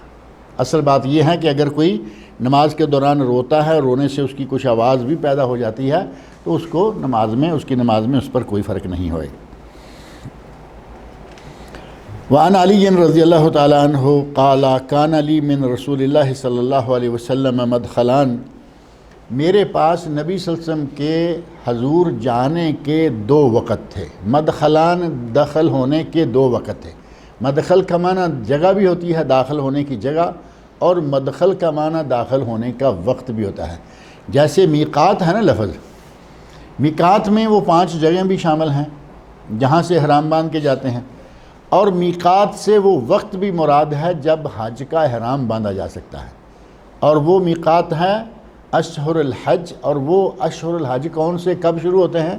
شوال سے۔ 1 شوال عید الفطر سے موسم حج شروع ہوتا ہے۔ یہ میقات ہے یعنی احرام باندھنے کا وقت، اور وہ میقات ہے احرام باندھنے کی جگہ۔ وقت اور جمع دونوں، اس کو عربی میں کہتے ہیں ظرف زمان اور ظرف مکان، یعنی وقت اور جگہ۔ تو یہاں اس حدیث میں معاملہ ہے وقت کا، کہ میرے پاس حضرت علی رضی اللہ عنہ داماد ہیں، امزاد ہیں، اس گھر میں وہ پلے بڑے، لیکن اب داماد ہیں، اور گھر میں بیویاں جو ہیں نبی صلی اللہ علیہ وسلم کی وہ ہیں، اور حضرت خدیجہ رضی اللہ عنہ تو ان کی ماں ہوتی ہیں، اور یہ باقی بھی امت کے حساب سے تو وہ ساری مائیں ہی ہیں، لیکن ادب کے تقاضے ہیں کہ آدمی ایسے ہی گھسا چلا جائے، وہ تو اپنی اولاد کے لیے بھی اللہ نے اوقات مقرر کر دیے، اپنی اولاد، اپنے عزیز و اقارب جو خاص جو مثلا گھر میں رہنے والے کام کرنے والے ہیں ان کے لیے قرآن نے وقت مقرر کیا ہے کہ دوپہر کے وقت اور عشاء کے بعد فجر تک، اور دوپہر کے بعد سے لے کے عصر تک بچے بھی اپنے ماں باپ کے پاس بھاگتے ہوئے داخل نہ ہو جائیں، یعنی ماں باپ کا کمرہ جیسے آج الگ الگ کمرے ہیں تو بچے کو اجازت لے کے جانا چاہیے، کیونکہ وہ جسے قیلولہ کا وقت کہتے ہیں، اللہ رب العزت نے باقاعدہ فرمایا کہ جب بڑے ہو جائیں گے، سمجھدار ہو جائیں گے تو ان کو بھی باقاعدہ اجازت لے کے داخل ہونا ہوگا۔ اب حضرت علی رضی اللہ عنہ فرماتے ہیں کہ میرے 2 وقت تھے جانے کے لیے، تو میں جب اجازت لیتا تو نبی اکرم صلی اللہ علیہ وسلم اجازت دیتے، میں اندر چلا جاتا، اور جب کبھی آپ اجازت نہ دینا چاہتے یا آپ بولنا نہ چاہتے بلکہ نماز میں ہوتے تو اس وقت آپ تھوڑا سا کھنکار دیتے، نہا یعنی اس طرح کی آواز ہے نا، تھوڑا سا کھنکار دیتے۔ ہمارے کچھ مولوی حضرات کہتے ہیں کہ اس طرح کرنا، یا گلے میں کچھ پھنس گیا ہے تو اس کو بس تم اپنا کام کرتے جاؤ، جو پھنسا ہے وہ نکلے گا، تم کرو گے تو تمہارا یہ نماز ٹوٹ گئی اور تمہارا یہ ہو گیا۔ اللہ کے رسول صلی اللہ علیہ وسلم کھنکار رہے ہیں، آپ کی نماز نہیں ٹوٹی، نہ آپ نے یہ کہا کہ یہ میرا کام ہے تم ایسا نہیں کرنا۔ حضرت علی صاف طور پر بات ہے کہ نبی اکرم صلی اللہ علیہ وسلم فَكُنْتُ إِذَا أَتَيْتُهُ وَهُوَ يُصَلِّي، میں آتا اور اگر آپ نماز پڑھ رہے ہوتے تنحنح لی، تو آپ میرے لیے کھنکار دیتے، یعنی کھنکارنے کا معنی کہ میں نماز پڑھ رہا ہوں، تھوڑا ٹھہر کے آ جاؤ یا بعد میں آ جاؤ۔ حضرت عبداللہ بن عمر رضی اللہ تعالی عنہما بیان فرماتے ہیں کہ نبی اکرم صلی اللہ علیہ وسلم نے فرمایا، حضرت ابن عمر کہتے ہیں قلت لبلال، میں نے بلال رضی اللہ عنہ سے پوچھا، کیف رأیت النبی صلی اللہ علیہ وسلم یرد علیہم حین یسلمون علیہ، آپ نے نبی صلی اللہ علیہ وسلم کو جب لوگ آ کے سلام کرتے تھے، نبی صلی اللہ علیہ وسلم نماز پڑھ رہے ہیں، مسجد میں ہیں یا گھر میں ہیں، نماز پڑھ رہے، تو حضرت بلال سے پوچھا، کیونکہ بلال رضی اللہ عنہ کا نبی صلی اللہ علیہ وسلم سے بہت قرب ہے نماز کے حوالے سے، مؤذن ہیں، تو پوچھا کہ اگر کبھی نبی صلی اللہ علیہ وسلم نماز پڑھ رہے ہوتے اور کوئی آ کے آپ کو سلام کہتا تو آپ سلام کا جواب کیسے دیتے تھے؟ قال، حضرت بلال کہتے ہیں، یقول ہکذا، اس وقت نبی صلی اللہ علیہ وسلم یوں کیا کرتے تھے، یوں کیا کرتے تھے، وَبَسَطَ كَفَّهُ، اپنی جو کف ہے، ہتھیلی ہے، اس کو کھول دیا، ہاتھ باندھے ہوئے نماز پڑھ رہے ہیں، یہاں باندھ لیا ہے۔ اب کچھ لوگ بہت نیچے بندھے، میں بندھوں گا تو پھر آپ کو ٹیبل سے نظر ہی نہیں آئے گا، اور ویسے بھی سنت سے ثابت نہیں ہے، تحت السرہ والا کسی صحیح حدیث میں وہ مسئلہ ثابت نہیں۔ ہاتھ باندھے ہوئے ہیں، یہ جوڑ پہ جوڑ ہے، ٹھیک ہے، ہتھیلی پہ ہتھیلی ہے، ٹھیک ہے، ہاتھ باندھے ہوئے آدمی آیا اور اس نے آ کے کہا السلام علیکم، تو آپ اپنی ہتھیلی کو کھول دیتے، بسطَ کفَّہُ، نبی صلی اللہ علیہ وسلم اپنی وبسطَ کفَّہُ، اپنی ہتھیلی کو کھول دیتے۔ اب ایسے نماز پڑھ رہے ہیں، ایک آدمی ادھر سے آیا، پیچھے سے آیا، قریب پہنچا اور اس نے آ کے کہا السلام علیکم، اور آپ نماز پڑھتے پڑھتے درمیان میں ایسا کریں گے تو سمجھ آئی نا کہ آپ نے کچھ حرکت کی ہے، یہ اشارہ ہے کہ میں تیرے سلام کا جواب دے رہا ہوں۔ سلام پھیرنے کے بعد یاد رہا تو وعلیکم السلام زبان سے بھی کہہ دیا۔ ہمارے کچھ لوگ ایسے ہیں کہ وہ کہتے ہیں جب کوئی نماز پڑھ رہا ہو سلام نہ کریں، جب کوئی کھانا کھا رہا ہو تو سلام نہ کریں، جب کوئی وضو کر رہا ہو تو سلام نہ کریں، جب کوئی قرآن پڑھ رہا ہو سلام نہ کریں، ہے نا؟ یہ 4-5 چیزیں فٹ کر کے رکھی ہوئی ہیں کہ اس وقت یہ کہاں سے مسئلہ لائے ہیں؟ کوئی آدمی کبھی اس کی دلیل پیش کر کے بتائے کہ کہاں لکھا ہوا ہے کہ یہ کام کے دوران نہ کریں۔ اب باقی کو چھوڑیں، یہ حدیث تو ہمارے سامنے آ گئی نا، اور محدثین کرام نے اس حدیث کو صحیح قرار دیا ہے۔ ابو داود میں یہ حدیث موجود ہے، ترمذی میں یہ حدیث موجود ہے، سند کے اعتبار سے صحیح ہے کہ نبی صلی اللہ علیہ وسلم کو نماز کے دوران لوگ سلام کرتے اور آپ ہاتھ کھول کر اس کا جواب دیتے۔ اب نبی صلی اللہ علیہ وسلم کو سلام کیا جاتا اور آپ جواب دیتے، اور آج کا مولوی کہے کہ سلام نہیں کرنا، عجیب بات ہے یا نہیں؟ قرآن کی تلاوت کے دوران علامہ ابن عثیمین رحمۃ اللہ کا فتویٰ پچھلے دنوں بڑا مشہور ہوا، شائع ہوا، بانٹنے کے لیے، چپکانے کے لیے، انہوں نے کہا کہ ڈبل ثواب، آپ قرآن کریم کی تلاوت کر رہے ہیں، کسی نے کہا السلام علیکم، اسے کہیے وعلیکم السلام ورحمۃ اللہ وبرکاتہ، تلاوت شروع کر دیجیے۔ تلاوت میں تو اب کوئی رکاوٹ نہیں آ رہی نا، آپ نے سلام کا جواب دے کر 30 نیکیاں لے لیں، تلاوت تو آپ کر ہی رہے ہیں، پھر شروع کر دیں۔ وضو کرتے ہوئے گپے ماریں آپ ٹکا کے اپنے ساتھ والے کے ساتھ، لیکن تمہیں سلام کوئی نہ کہے کہ تاکہ کہیں ثواب نہ ہو جائے۔ اور کھانا کھاتے ہوئے کیا وعلیکم السلام کہنے سے لقمہ پیچھے ہو جائے گا؟ بڑی عجیب قسم کی ہماری ذہنیت ہے۔ ان جگہوں پہ سلام نہ کرنے کا قطعاً کہیں کو ذکر نہیں ملتا، یہ مولویوں کے اپنے بنائے ہوئے مسئلے ہیں، اور یہاں تو نبی اکرم صلی اللہ علیہ وسلم کی صاف حدیث موجود ہے کہ آپ کو نبی صلی اللہ علیہ وسلم کو سلام کیا جاتا اور باقاعدہ آپ اس کا جواب ہاتھ سے دیتے۔ حضرت ابو قتادہ رضی اللہ تعالی عنہ بیان فرماتے ہیں کہ نبی اکرم صلی اللہ علیہ وسلم نماز پڑھ رہے ہوتے، وَهُوَ حَامِلٌ أُمَامَةَ بنت زینب، اور آپ نے اپنی نواسی امامہ بنت زینب رضی اللہ عنہ کو اپنے کندھے پہ اٹھایا ہوا ہوتا، بچی کندھے پہ بٹھائی ہوئی ہے اور نماز پڑھ رہے ہیں۔ جب رکوع جاتے تو بچی تو نہیں رہ پائے گی نا، یہاں رکوع جانے سے پہلے بچی کو ساتھ بٹھاتے، رکوع کرتے، سمع اللہ لمن حمدہ، سجدے 2 کرتے، اگلی رکعت کے لیے اٹھنے کے لیے دوبارہ بچی کو اٹھا لیتے۔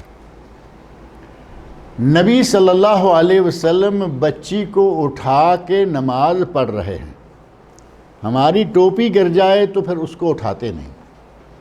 پہلی بات یہ کہ ٹوپی پہننا واجب نہیں ہے، نماز ٹوپی کے بغیر بھی ہو جاتی ہے تو ٹھیک ہے، نہیں تو کوئی بات نہیں۔ گر گئی ہے اور آپ کے سامنے ٹوپی پڑی، اٹھا کر دوبارہ رکھ لو۔ اب تم اتنے اہتمام سے جب رہتے ہو، نماز میں گر جائے تو ٹوپی نہیں اٹھائیں گے۔ نبی صلی اللہ علیہ وسلم اپنی نواسی کو اٹھا لیتے ہیں، بٹھا لیتے ہیں، نماز پوری جو ہے وہ آپ نے کروا دی۔ حدیث آپ کے سامنے ہے، حضرت ابو قتادہ رضی اللہ عنہ، اور یہ حدیث بھی عام سی کتابوں میں نہیں، بخاری اور مسلم میں حدیث موجود ہے۔ بخاری اور مسلم کی دونوں صحیحین کی حدیث ہے۔ حضرت قتادہ ابو قتادہ کہتے ہیں کان رسول اللہ صلی اللہ علیہ وسلم یصلی، نبی صلی اللہ علیہ وسلم نماز پڑھتے، وہو حامل امامہ بنت زینب، آپ امامہ بنت زینب اپنی نواسی کو اٹھائے ہوئے ہوتے، فائزہ سجدہ وضعہا، یعنی رکوع سجدہ کے وقت آپ اس کو بٹھا لیتے، زمین پر رکھ لیتے، وَإِذَا قَامَ حَمَلَهَا، جب آپ اٹھتے تو دوبارہ اس کو اپنے ساتھ اٹھا لیتے۔ متفق علیہ، یعنی بخاری مسلم کی متفق علیہ حدیث۔ اور صحیح مسلم میں یہ بھی موجود ہے، وَهُوَ يَؤُمُّ النَّاسَ فِي الْمَسْجِدِ، یہ گھر میں بیٹھ کر بھی نہیں ہو رہا، بلکہ آپ مسجد میں لوگوں کو امامت کروا رہے۔ امامت کرواتے ہوئے امام امامہ کو اٹھا کے سر پہ رکھ لے، اور ہماری پگڑی گر جائے تو ہم وہ اٹھانے کو تیار نہیں ہیں۔ اور پہلے نمبر پہ پگڑی کے بغیر نماز نہیں پڑھتے، اگر کہیں کو پڑھنا شروع ہو جائے تو دوسرا آ کے اس کے سر پہ پگڑی ٹھونس دیتا ہے، غصہ بھی نکال لیتا ہے، زور سے پگڑی ڈال کے، ٹوپی ڈال کے غصہ بھی نکال لیا اور کام بھی کر لیا کہ ہم نے اس کا ننگا سر تھا ڈھانپ دیا۔ اور اگر وہی نمازی، آپ یہاں دیکھیں کبھی کبھی بڑی کوفت ہوتی ہے، موبائل جیب میں ہے اور کھلا ہے، نماز کے دوران موبائل شروع ہو گیا، موبائل میں اگر تو نارمل رنگ جو ہوتی ہے ٹیلی فون کی آواز وہ چل رہی ہے، نماز پڑھ رہے ہیں، کوئی بات نہیں کہ کسی کا آ گیا، بند کر لیں۔ نماز میں گانے لگے ہوئے ہیں، وہ رنگ کی جگہ گانا لگا رکھا ہے، گانا چلنا شروع ہو گیا اور یہ صاحب آپ اپنا ہاتھ کھولنے کو تیار نہیں، کیونکہ یہ ہاتھ کھولیں گے تو ان کا ہاتھ کھل گیا، ان کی پتہ نہیں نماز گئی کیا، سارے لوگوں کو گانا سنائیں گے مسجد کے اندر۔ اتنا بھی آدمی کو سینس نہ ہو کہ تم کیا کر رہے ہو، نماز پڑھ رہے ہو، تمہیں کوئی جکڑا ہوا نہیں کسی نے، کم از کم اس فحاشی سے لوگوں کو محفوظ کرو جو تم گانے لگا رکھے ہو جہاں جہاں سنتے ہو۔ اول تو مسجد میں آنے سے پہلے آف کرو، اس کو آف نہیں کر سکتے تو کم از کم اب لگ گیا ہے فوراً اس کو بند کرو، نہیں اتحیات یہ وہ فارغ ہو کے پھر اس کو بند کر۔ اور کبھی کبھی دیکھا کہ خود بند ہو جاتا ہے، یعنی بج کے بند ہو گیا، اس کو توفیق نہیں ہوئی کہ لوگوں کو اپنے شر سے یہ بچا سکے۔ نبی اکرم صلی اللہ علیہ وسلم بچی کو اٹھا کے نماز پڑھ رہے ہیں یا اپنا موبائل بند کرنے کے لیے تیار۔ امام شوکانی رحمۃ اللہ علیہ سے کسی نے مسئلہ پوچھا، یہی کہا کہ حضرت اگر کسی کے سر سے ٹوپی گر جائے تو کیا اٹھا کے رکھ لے؟ تو انہوں نے بڑا بہترین انداز سے بہترین جواب دیا جو علمی لطیفہ ہے۔ کہا کہ نبی نے پگڑی کو کیا کہتے ہیں؟ امامہ کہتے ہیں نا پگڑی عربی میں، تو کہا امامہ گر جائے تو سر پہ رکھ سکتے ہیں، یہ نہیں فرمایا نبی نے امامہ کو اٹھا کے جماعت کرا دی، تم امامہ اٹھا کے سر پہ نہیں رکھ سکتے، یعنی وہ الف کے ساتھ امامہ ہے، امامہ بنت زینب نواسی، نبی نے نواسی کو اٹھا کے جماعت کرا دی، تم اپنا امامہ اٹھا کے سر پہ نہیں رکھ سکتے۔ اتنی ہمارے یہاں کچھ مسائل میں سختی دے دی، دایاں پاؤں رکھا ہوا ہے، یہ انگوٹھا آخر تک نہیں ہلنا چاہیے۔ کئی مرتبہ ایسا آتے کسی آدمی نے دیکھا نئی صف میں جگہ نہیں ہے، وہ کھینچنا ویسے کسی صحیح حدیث سے ثابت نہیں، لیکن بعض روایات ہیں جن میں ہے کہ آگے سے آدمی کھینچ لو، وہ کھینچتا ہے وہ آگے جاتا ہے، وہ پیچھے کھینچتا ہے یہ آگے دھکا لگاتا ہے، پھر میرا انگوٹھا ہل جائے گا۔ اتنا ٹائٹ رکھا ہوا ہے کہ انگوٹھا نہیں ہلنا چاہیے، اور نماز کے دوران لوگوں کو گانے سنائے گا، ٹھیک ہے، اس کا انگوٹھا یا اس کا ہاتھ اپنی جگہ سے نہیں ہلنا چاہیے۔ نماز ہے جو ضروری کام ہے کوئی اس طرح کا، اس کو کرنے میں کوئی حرج نہیں۔ اس موضوع کی ایک حدیث ہے اور حضرت ابو ہریرہ رضی اللہ عنہ سے مروی، جس میں وہ کہتے ہیں کہ نبی صلی اللہ علیہ وسلم نے ارشاد فرمایا اقتلوا الاسودین فی الصلاۃ، دو کالے زہریلے کیڑوں کو نماز میں بھی مار دو، الحیہ والاقرب، ایک ہے سانپ اور دوسرا ہے بچھو۔ بچھو میرا خیال ہے کالا بھی ہوتا ہے، کچھ لائٹ کلر کا بھی ہوتا ہے، دو طرح کے ہوتے ہیں، لیکن شاید کالا زیادہ ہوگا عرب میں اس وقت۔ تو آپ نے دونوں کو اسودین کہا۔ اور کبھی کبھی تغلیباً بھی کچھ باتیں ہوتی ہیں۔ ام المومنین حضرت عائشہ رضی اللہ عنہ سے پوچھا گیا کہ اماں جان، آپ کے وہ جو حدیث معروف ہے نا کہ 40 دن یا ایک چاند نکلتا ڈوبتا دوسرا نکلتا ڈوبتا 2 مہینے آپ کے گھر میں چولہا نہیں جلا کرتا تھا، تو پوچھا کہ اماں جان آپ کو لوگ کھاتے کیا تھے، آپ کا گزارا کس چیز پر؟ تو انہوں نے کہا اسودین، 2 کالی چیزوں پر۔ 2 کالی چیزیں کون سی تھیں؟ کھجور اور پانی۔ پانی زیادہ ہو تو وہ بھی کالا ہوگا نا، جیسے سمندر ہے نیلا نیلا کالا کالا، اور کھجوروں کا ڈھیر لگا ہوا ہو تو شاید وہ بھی تازی ہیں تو ظاہر ہے کہ ان کا رنگ ہے، لیکن جو کھجور ہوتی ہے نا جس کو باقاعدہ وہ پیک کر لیتے ہیں، اس میں 1 سال کے اندر کالا رنگ آنا شروع ہو جاتا ہے۔ اسی سال کی جو ہیں وہ تھوڑی گولڈن اور تھوڑی براؤن رہیں گی، اگلے سال وہی پیکٹ کالا کالا نظر۔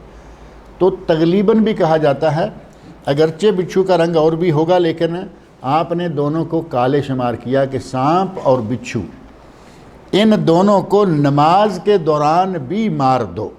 مقصد یہ ہے کہ بچھو آیا، آپ نماز پڑھ لیں، آپ نے دیکھ لیا، تو اگر نہیں ماریں گے تو کیا ہوگا؟ وہ سیدھا آ کے پاؤں پہ ڈنگ مارے گا اور اپنا کام کرے گا، جائے گا۔ اب ڈنگ کے بعد کیا نماز پڑھ سکیں گے آپ؟ نہیں پڑھ پائیں گے، بچھو کا ڈنگ ہے، مکھی کا نہیں ہے۔ آپ نے فرمایا کہ اس کو مار دو، یعنی مارنے کے لیے آگے پاؤں کر کے اس کے اوپر پاؤں مارو یا جیسے بھی آپ مارو۔ آپ نے اس کو قتل کرنے کا حکم دیا، اقتل الاسودین فی الصلاۃ، نماز میں 2 کالے کیڑوں کو مار دو۔ سانپ ہے وہ ظاہر ہے کہ اس سے بڑا ہے، اور یہ اس کو مارنے کے لیے بھی کوئی نہ کوئی چیز بھی ساتھ سے پکڑنی پڑ جائے گی۔ دونوں کو ضرور مار دو، ان کو کھلا کھیلنے کا موقع نہ دو، اور تمہاری نماز بھی خراب نہیں ہوگی۔ اگر نماز خراب ہوتی تو آپ کہتے کہ سانپ کو مارو، نماز بعد میں پڑھتے رہو۔ آپ نے فرمایا نہیں، نماز میں بھی ان دونوں کو مار دو، نماز میں بھی۔ اور ایک حدیث میں آتا ہے کہ حرم میں اور احرام میں، حرم میں اور احرام میں، احرام بھی ہے اور حرم بھی ہے، 2 پابندیاں ہیں، لیکن ان کو مار دو کیونکہ یہ زہریلے ہیں، ان کے کاٹنے سے موت بھی واقع ہو سکتی ہے، لہٰذا ان دونوں کو مار دو۔ جمہور اہل علم کا اس بات پر اتفاق ہے کہ ان کو مار دینے سے نماز فاسد نہیں ہوگی۔ اب ظاہر ہے کہ قریب ہی مار دیا تو نماز فاسد نہیں ہوگی، جیسے بچی کو اٹھایا رکھا اٹھایا، اور اگر اس کو مارنے کے لیے اس کے پیچھے چڑھ کے کہیں دور تک جا کے، ظاہر ہے کہ پھر آ کے نماز نئے سرے سے پڑھ لیں۔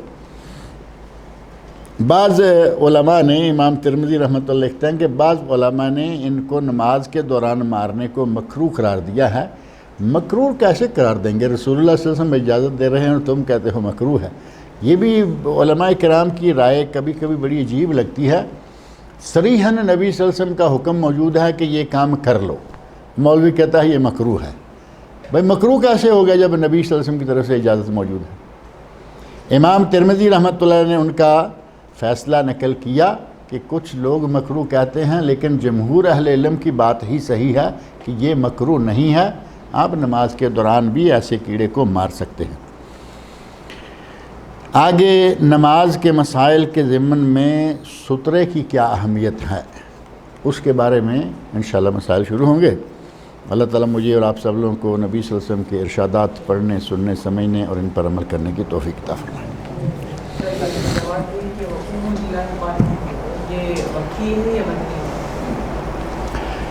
آیت کا چونکہ نماز جو باجماعت ہے وہ شروع ہی مدینہ منورہ میں ہوئی ہے، تو ظاہر ہے کہ یہ آیت بھی یقیناً مدینہ منورہ میں ہی نہیں، مدینہ منورہ میں ہوئی، شروع کا دور یا پرانا۔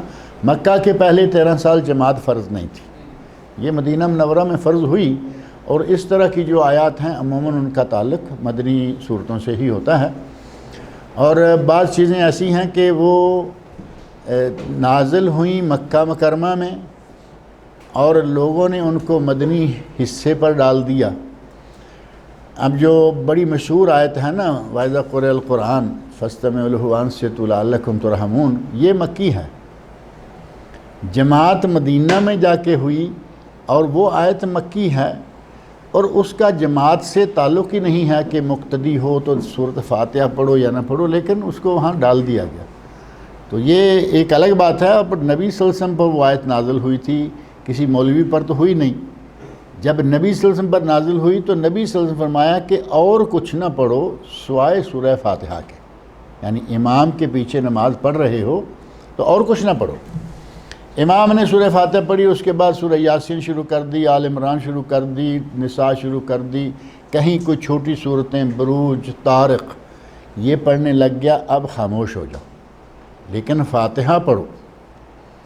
یہ جس پر یہ آیت نازل ہوئی یہ اس کا حکم ہے۔ اب ظاہر ہے کہ مولوی کہے کہ نہیں پڑھو اور رسول اللہ صلی اللہ علیہ وسلم کہہ رہے ہیں پڑھو، تو یہ ہے مسئلہ کہ جو چیز جہاں ہے اس کو وہیں فٹ کریں، اور اس کا تعلق پہلے نمبر پر جماعت کے ساتھ نماز پڑھنے اور مقتدی سے ہے ہی نہیں۔ مکہ میں نازل ہوئی ہے، وہاں جماعت مقتدی کا وہ تصور نہیں تھا جو مدینہ منورہ میں ہوا۔ قبرستان میں سلام کرنا کیسا ہے؟ قبرستان میں جائیں تو قبرستان والوں کو ایک دوسرے کو نہیں آپس میں السلام علیکم علیہ السلام کہیں، کوئی بچپن سے تبلیغ ہاں کوئی آدمی بہت سارے جو بتائے آپ سلام کے تعلق سے وہ آج اصلاح کرنے کا موقع ملا، ٹھیک۔ قرآن پڑھتے وقت تبلیغی جماعت والے کہتے ہیں، ایک اور جماعت والے بھی کہتے ہیں، یہ کئی لوگ کہتے رہتے ہیں کہ کھانا کھاتے وقت، تلاوت کرتے وقت، وضو کرتے وقت، نماز میں یہاں سلام نہیں وہاں۔ اب اندازہ کریں کہ مسجد میں داخل ہوں، ایک ابھی قریب ہی کسی نے کہا، یعنی بہت پرانی بات نہیں، ابھی قریب ہی کسی نے کہا کہ جو کہتے ہیں کہ مسجد میں داخل ہو تو سلام مت کہو، وہ لوگ نمازیں پڑھ رہے ہیں۔ اللہ کے رسول نماز پڑھ رہے ہیں اور آدمی آ کے کہتا ہے السلام علیکم، اور آپ اس کا جواب دے رہے ہیں۔ تم کون ہوتے ہو روکنے والے کہ مسجد میں داخل ہو سلام؟ مسجد میں کوئی نماز پڑھ رہا ہے، کوئی تلاوت کر رہا ہے، کوئی ویسے ہی بیٹھا ہے، کوئی ابھی جا ہی رہا ہے آپ کی طرح، آپ کا کام ہے السلام علیکم کہیں، داخل ہو جائیں۔ نماز والا کیسے جواب دے گا، تلاوت والا دے گا نہیں دے گا، آپ اپنا فرض پورا کریں۔ تو قبرستان میں جا کے آپ آپس میں اگر لوگ ہیں، کوئی آدمی ملتا ہے السلام علیکم علیہ السلام، تو وہاں بھی منع کرتے ہیں کہ قبرستان میں بھی اب نئی چیز ایک آ گئی ہے۔ ہاں وہی نا، یہ نئی چیز ایک آ گئی ہے کہ قبرستان میں بھی ایک دوسرے کو سلام نہ کہو، یعنی دعا مانگ لو ان کے لیے، اور وہاں نماز بھی اگر ہو سکے تو تھوڑی پڑھ لو، لیکن سلام ایک دوسرے کو نہ کرو۔ شیخ بچوں کو جو لے کے جاتے ہیں مسجد میں وہ بہت منع کرتے ہیں، مت لے کے، وہ صحیح ہے؟ بچوں کو مسجد میں لے کے جانا منع نہیں ہے، اگر منع ہوتا تو نبی صلی اللہ علیہ وسلم نے منع کر دیا ہوتا۔ اصل میں یہ ہے کہ وہ بچہ مسجد میں لے کے جائیں جو شیرخوار ہے، دودھ پینے والا ہے، ماں کے ساتھ آیا ہے، اور گھر میں تو چھوڑ نہیں سکتی شیرخوار بچے کو، اس کو لے کے جائیں، یا پھر اس بچے کو لے کے جائیں جو بچہ اب سمجھدار ہو گیا ہے، جسے پتہ ہے کہ یہ مسجد ہے، اس میں بھاگنا نہیں، دوڑنا نہیں، پیشاب نہیں کرنا، تھوکنا نہیں۔ ان شعور والے بچوں کو آپ مسجد میں لے جا سکتے ہیں، یا غیر بالکل چھوٹا ہے۔ نبی صلی اللہ علیہ وسلم کے عہد مبارک میں بچے مسجد میں آیا کرتے تھے۔ آپ ارشاد فرماتے ہیں کہ میرا جی چاہتا ہے کہ میں آج لمبی صورت پڑھوں گا، یعنی تلاوت کرنے کو جی چاہ رہا ہوتا ہے، کبھی کبھی طبیعت ایسی بندے کی ہوتی ہے، لیکن جب میں بچے کے رونے کی آواز سنتا ہوں تو پھر میں تلاوت تھوڑی کر دیتا ہوں، کیونکہ مجھے معلوم ہے کہ بچے کے رونے سے اس کی ماں کے دل پر کیا اثر ہوگا۔ یعنی آپ رحمت للعالمین تھے، اور ہر موقع پر ہر طریقہ سے آپ نے لوگوں کا خیال رکھا کہ بچہ رونا شروع ہو گیا ہے، میں نماز مختصر کر کے، یعنی تلاوت مختصر کر کے جلدی فارغ کر دیتا تاکہ ماں اپنے بچے کو سنبھال لے اور رونے سے روک لے۔ تو اس کا معنی یہ کہ بچے مسجدوں میں آتے تھے۔ مسجد میں آنے کے بعد بچے کو اپنے ساتھ رکھیں۔ ہمارے یہاں مروج ہے، کہیں گے جی بچے کی صف آخر میں لے جائیں، بچے کی صف آخر میں لے جائیں۔ اب 8 سال کا، 9 سال کا، 10 سال کا، 12 سال کا، 4-6 بچے اکٹھے آپ پیچھے کھڑے کر دیں اور آپ نماز پڑھ کے دکھائیں کہ آپ کی نماز کیسے ہوتی ہے۔ وہ اپنی جماعت بنائیں گے اور اپنا ادھم مچائیں گے، مل کر ہنسیں گے، ہنسائیں گے ایک دوسرے کو، اور آپ نماز پڑھ رہے ہیں۔ اگر وہی بچہ ہر بچہ اپنے باپ کے ساتھ کھڑا ہو، بھائی کے ساتھ کھڑا ہو، اکیلے اکیلے کھڑے ہیں، نماز پڑھیں گے، جائیں گے، کوئی مسئلہ نہیں ہے۔